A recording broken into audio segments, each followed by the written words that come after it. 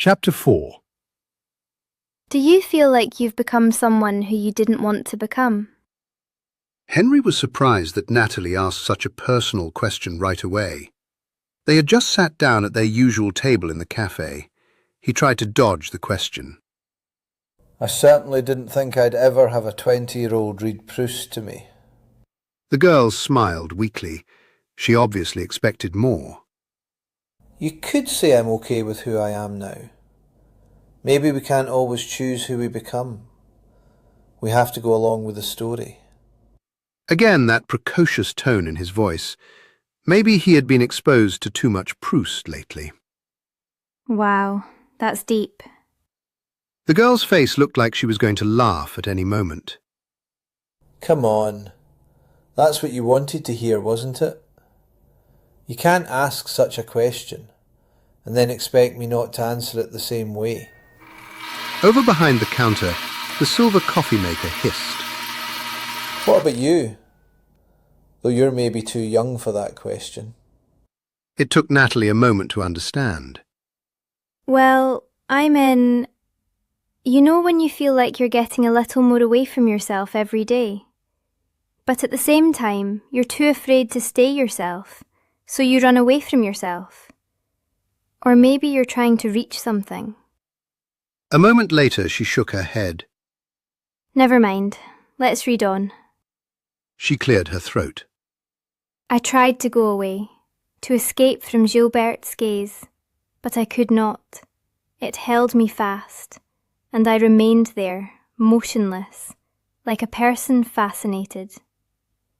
And yet I was at the same time afraid that she might speak to me, that she might come closer. For I felt that if she did, something immense would happen, something that I should not be able to endure. When the girl had read a few lines, Henry felt the familiar woozy feeling again. He felt the words on his tongue until they intertwined again, became more fluent, like the song of a siren. Edinburgh Castle blurred behind the windows, the colours running into each other like those in an oil painting. On the tram, Henry picked up the Proust again. He liked to ride the tram, although with his lawyer's salary he could have afforded to drive his car everywhere. But using public transport gave him the opportunity to read on his way to and from work. Somewhere deep down, he also harboured a faint hope that someone might approach him about his book. Although he rarely admitted it to himself, he had come to know new depths of loneliness since his divorce. He wanted to reread the passage that Natalie had read today, the one about Marcel meeting Gilberte. He opened the book and turned the pages gently. When he came to the passage in question, a hollow space suddenly opened up in his stomach again. It was no longer there. He almost dropped the book. He could still remember a few words the girl had read out before. He couldn't have imagined the passage. He had sat with the girl in the cafe, and she had read to him. In front of him, a roving inspector turned around to take the ticket. Henry couldn't stand to sit there anymore. He wanted to shake his fist at the inspector, at the whole world, and scream, "Stop doing that to me!" But instead, Henry got off at the next stop, the Proust still in his hand. Was he just going crazy, or was the world around him shifting its boundaries? Both options were equally frightening. Maybe they wanted to wear him down, whoever they were. Without realizing it, he had got off near Calton Hill. It looked like a giant snail shell, with its stairs leading up from the green to the hills. The grass on the slopes was dry. Henry's tongue found the dust at the back of his throat, the taste of sand. The espresso had dried him out. The higher he climbed, the quieter the sounds of the city became. The wind was strong up here. It dispersed the calls of birds and the shuffle of his steps. He calmed down a little. He opened the book again and skimmed the pages where the passage should have been. Without it, the story no longer made any sense at all. Marcel had to meet Gilberte. The wind wanted to keep turning the pages. Henry had to hold on to them. He tried to take a deep breath. So, since the girl had started reading to him, pages had been disappearing. And whenever she read aloud, he always felt so strangely dizzy. Was there a connection? Henry's heart started beating faster again. No, such a thing was not possible at all. He had never believed in supernatural things. His ex-wife had once gone through a phase of collecting gems, setting up candles, stuff like that. He had only smiled at that. For him, the world had only ever bowed to the laws of men. And wasn't that amazing enough? When he got to the top of the hill, he stood there for a few minutes, catching his breath. Then he walked along the crest of the hill, where the wind blew constantly against him. He could feel the words in his mouth again. They were like the colours of grass, sun and sky running into each other, inseparable and almost edible, as though he had tasted them as a child. But a moment later, he felt a lump in his throat. Maybe there was something fundamentally wrong with him, maybe a bad case of amnesia, something that made him forget what he had heard within a few minutes. Henry decided to see his neurologist first thing tomorrow. Maybe it had to do with the medication the doctor had prescribed him after his separation from his wife. To distract himself, Henry went to his writing group's meeting at the University of Edinburgh. Partly he liked going there because it reminded him of his student days. When he saw the venerable building with the little towers on the top loom up in front of him, he still felt pride rushing through his veins. The grey, sullen mass, the foundations and walls uneven, the upper floors leaning over the street. So old that it blended into the scenery. 2 high towers and a large clock's black hands and red second hand in the middle of the white face.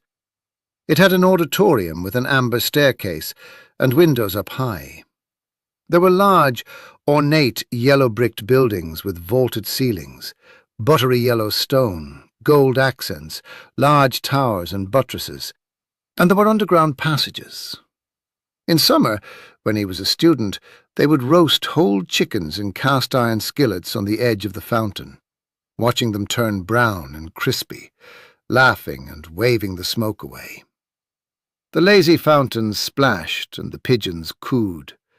The students would dance from one bench to the next, singing songs from the movies or playing guitar and flute.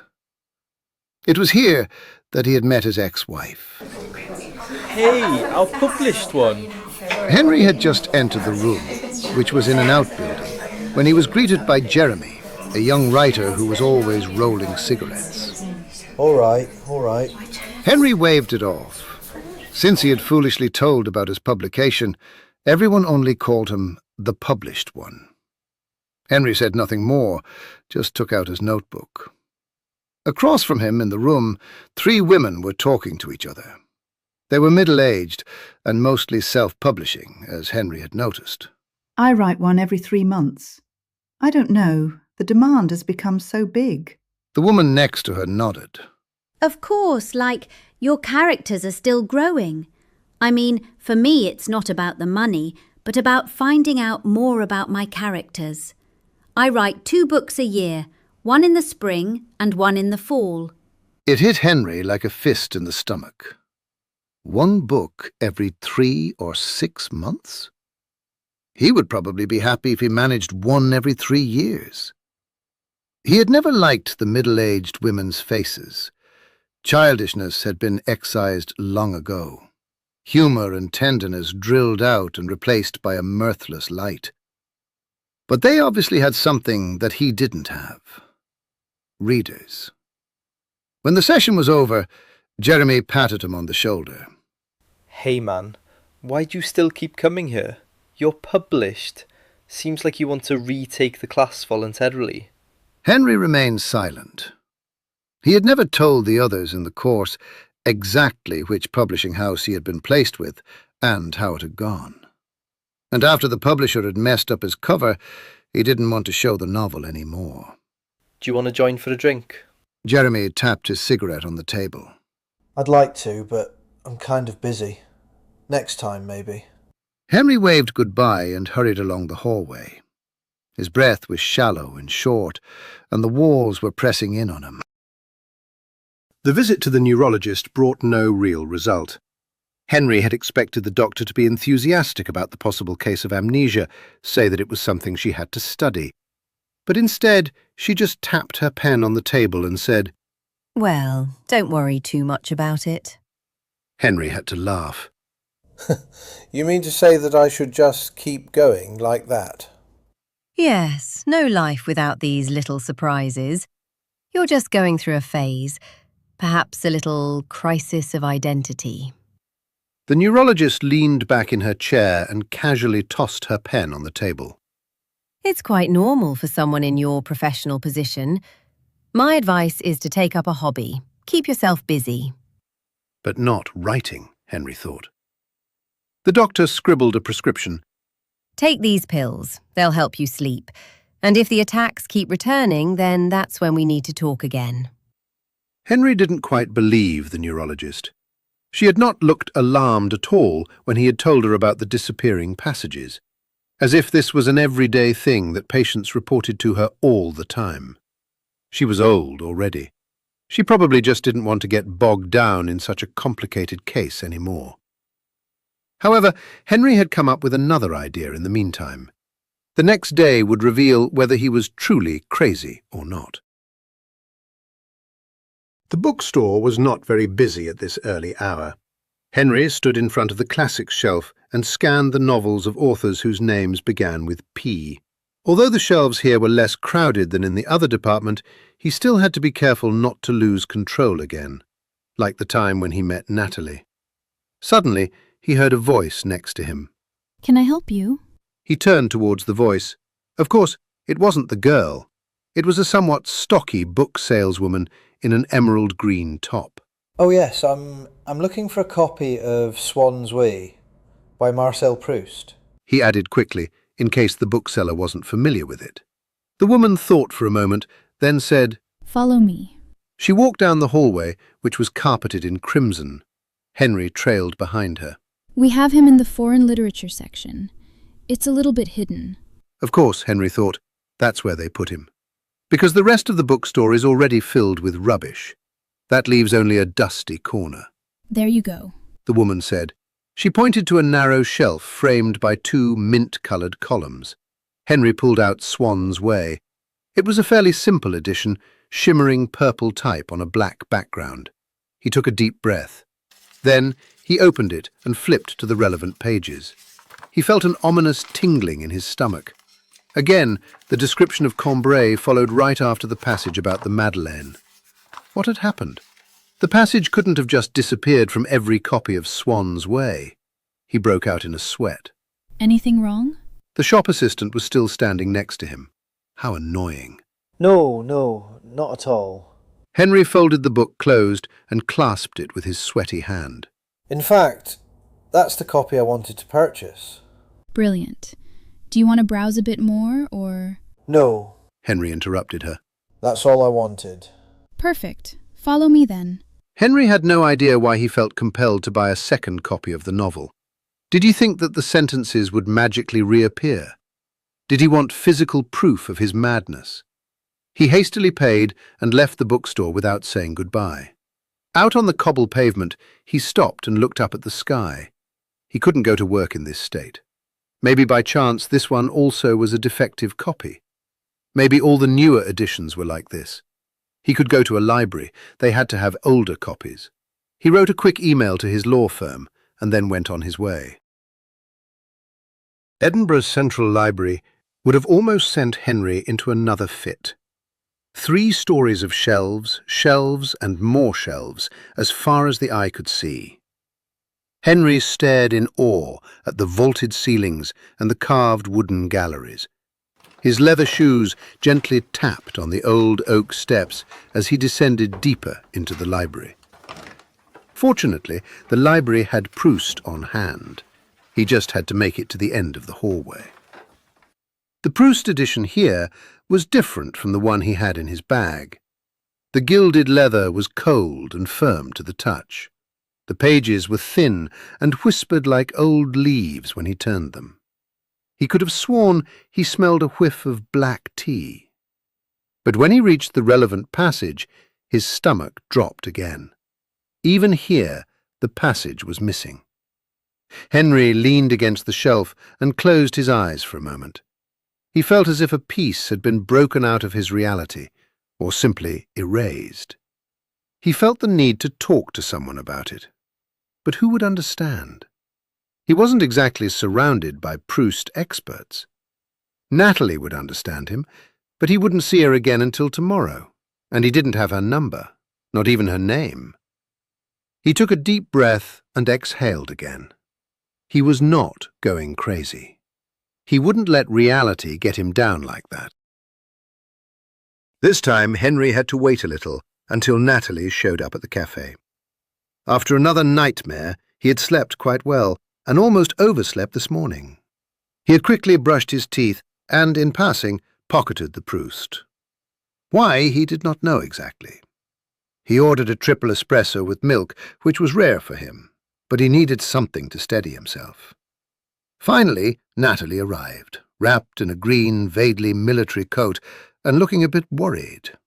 I'm so sorry I'm late. Almost had a bike accident. She took a seat. I'm not myself these days, I guess. Henry tried to look concerned, but all he actually cared about was her book, if the passage was in there. What happened? I don't know. Haven't slept well the last few days. Strange things that go through my mind. But yeah. She pulled out the book from her rucksack. Let's read. Actually, Henry reached over the table and placed a hand on the book. It weirdly felt as if he was touching the girl's hand. can I just check something? Sure, go ahead.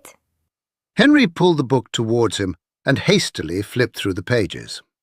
Natalie looked at him amusedly. Impossible to know what she was thinking. He put his finger at the beginning of a line, then stopped suddenly, as though he had hit a wall. Here as well, the passage was missing. So this was not a special edition that the girl had there. Bloody hell. Henry ran his hand over his forehead. What's going on? Well, the thing is, Henry laughed nervously. I could have sworn that you read out this quote last time. I've been trying to find it all week, but I can't find it anymore. It's like it's He was struggling to get the word out. disappeared. But maybe I just imagined it.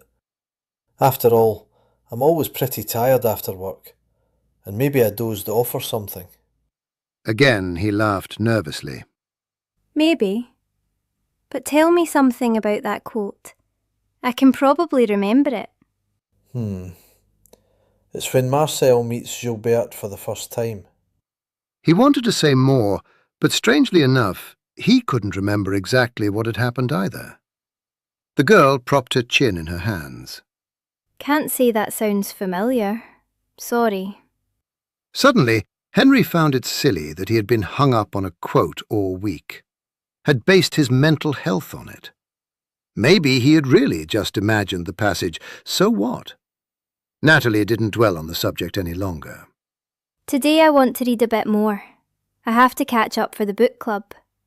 She opened the book. Within, the church seemed to me vast, peopled with shadows and memories. Each pillar, each chapel, was like a fragment of time made visible, a relic of past centuries which had left their trace upon the stone. The dim light filtering through the stained glass filled the air with a kind of silent music, and I would move through that twilight as though I were passing not through space, but through the depths of history itself. Somehow her Scottish sounded even more washed out than usual. It was soft and lilting, the vowels elongated like the countryside. Some consonants were like sharp pricks of icicles. Henry could almost taste the words on his tongue. Like whiskey, it was not exactly bitter, but left a sweet aftertaste that lingered in the mouth. He felt a little woozy. Was this the beginning of another fainting spell? And yet, things were better recently. He had even managed to open a book. The young woman's words began to intertwine, to cut off each other's air. It was beautiful and scary at the same time. Henry shut his eyes. A throbbing started behind his forehead. It seemed as though the girl was only singing scales now.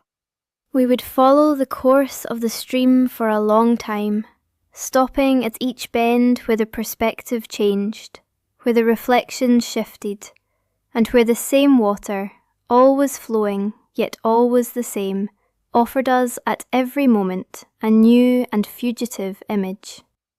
Suddenly the girl broke off mid-sentence. Henry was abruptly jolted out of his daze. He felt strangely light. He forced a smile. That was great. He had always had trouble smiling. His lips seemed to always pull towards the left. Natalie looked sceptical. I find him somewhat arrogant. He's going on about the cathedral and the riverbanks, but he doesn't say anything about the people. Why is that? I don't understand.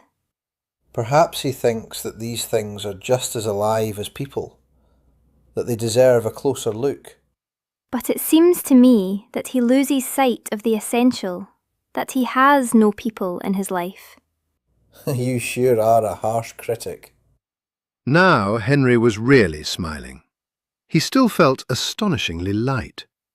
And don't you know that girls are the harshest critics? She was right about that. Henry had to think of his own daughter, how she had always questioned everything he had done. "Dad, why are you getting another piece of meat? Dad, your shoelaces look funny. Dad, why don't you do more things with Mum?" The young woman yawned. Do you mind if I go home early?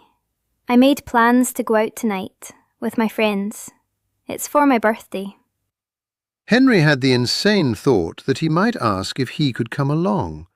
Maybe he could learn more about her from her friends. He wanted to tell her, "Wait, I'll come with you." Instead, he said, Sure. Happy birthday. he didn't know how to make the right face to go with it. Thank you. She also didn't look like someone who knew how to make the appropriate face to a birthday wish. See you next week. Yes. In fact, Natalie didn't go out with her friends at all this evening. She wasn't even sure if she had any friends at all. In the cafe, when reading aloud, she had become so strangely dizzy. Perhaps it was because of Proust, those long, winding sentences where you never knew where you would end up. But she had noticed that many 20th century writers were like that. Words like a merry-go-round, stories looping back on themselves. It really was her birthday, but all Natalie wanted was to go to bed, put a stop to this parade of words in her head.